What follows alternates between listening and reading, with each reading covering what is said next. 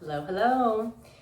So today I want to talk about what glueless wig means and what it means to melt your lace. Because I know we hear that often and I don't think it gets described or even shown the difference often enough. So glueless wig means you can put it on and it overall looks great and natural without any glue application. So there are methods to gluing your wig down where you're gluing a ball cap down. People are pulling this back and then putting those little bands around their head. And sometimes there's glue methods where that wig can stay on for days and you don't have to remove it. Glueless wig means it can stay on. I always use a wig grip, but a lot of these caps are made so that you don't even have to wear wig grips. They have bands in place. I might have one in here. Yep. A band that's in place that kind of wraps around and hooks in. That keeps it nice and secure. There's clips in the back, kind of like bra hook straps in the back. So this is my Marie from Hair Vivi, and she is considered a glueless wig. However, I do always melt my lace. And what that in particular means is even though this hairline is not melted down right now, and from just a regular distance, it looks very natural. I have my very natural looking part. If I got kind of close, that hairline still looks very, very natural.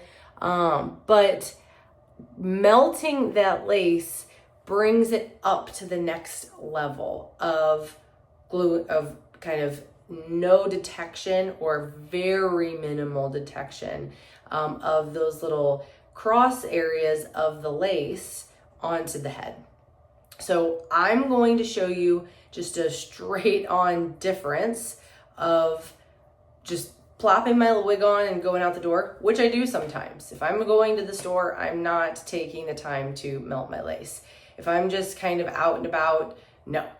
But if I'm going to be at work where, when I'm seeing patients, I'm getting very up close with them when I'm doing an assessment, or just other maybe events, it's a bunch of people that don't know that I'm wearing wigs, then yes, I'm going to take the time to melt my lace down. And I did make a separate video on how I glue my wig down, AKA for me, it's melting my lace. And there are so many different products out there that you can use. I know that I have a foam, I have the Got To Be Glued spray, and then I have what I'm using right now every day. So I'm gonna get really close. This video is gonna be pretty up close and personal of just investigating the lace before I melt it, and then of course looking at it after I melt it so we can see the difference. So this is my wig prior to melting the lace. Okay, so still very, very natural. You can see when I'm pulling it up, there's the little boxy pieces, but the hairs in it look very, very natural. And so when you get close, if you were this close to me, and I have makeup on, there is a slight visible line, very, very slight. I mean, when you're melting lace on a glueless wig, that's because you're being very particular, which is what I do. So I'm very particular. So there's that lace line. When we look at the head, you can kind of see that lace right there, even as it sits against my forehead. Now this isn't even transparent lace. This is the honey lace from Hair Vivi. So it has a very slight tint to it, but it matches my skin color. So it really just blends in. So this is the before. I'm gonna see if I can get even closer. I can't see in the camera now, but this is just putting on a glueless wig.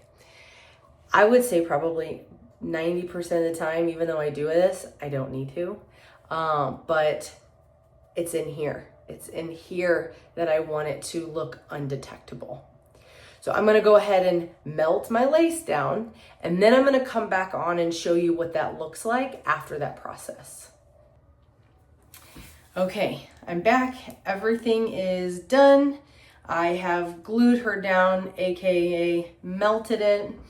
So I'm using the Bold Hold Liquid Gold. It is water-based, so super easy to remove, and there's no residue on her or on me. And if there is, you just use water. Love that.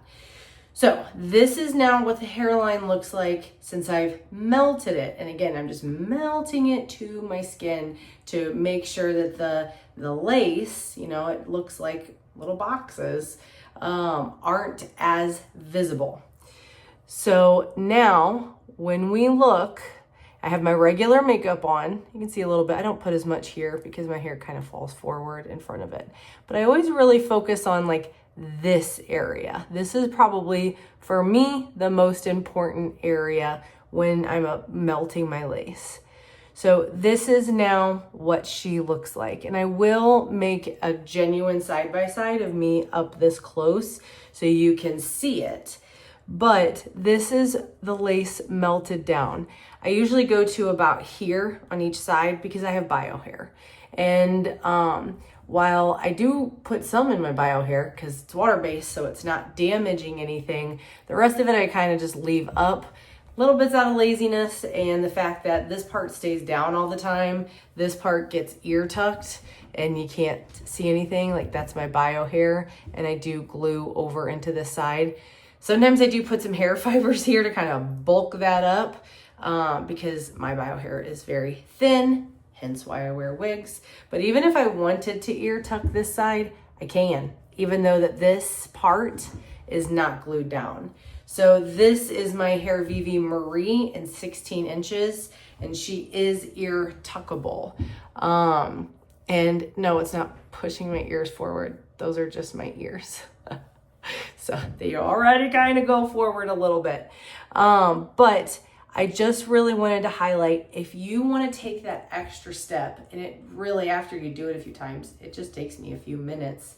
If you want to take that extra step to getting your hair ultra realistic, you can use just that little glue technique. I showed in my other video, and that's going to be melting your lace down to your head. Okay, hope that helps.